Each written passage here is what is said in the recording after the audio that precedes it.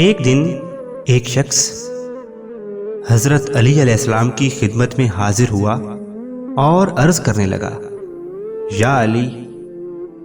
اس کائنات کی سب سے عظیم عورت کی ایسی کون سی صفت ہے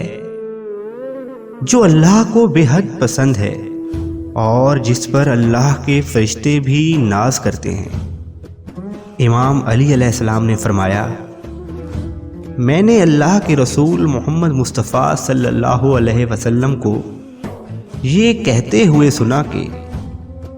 اس کائنات کی سب سے عظیم اور افضل ترین عورت وہ ہے جو کم خرچ کرتی ہو اور کفایت شعاری سے زندگی بسر کرتی ہو۔ یاد رکھنا، جو عورت گھر کے اخراجات کم رکھتی ہے، اسراف سے اجتناب کرتی ہے، تو اللہ کے فرشتے اس کے قدموں میں اپنے پر بچھا دیتے ہیں اور اللہ کا اس سے وعدہ ہوتا ہے کہ روز محشر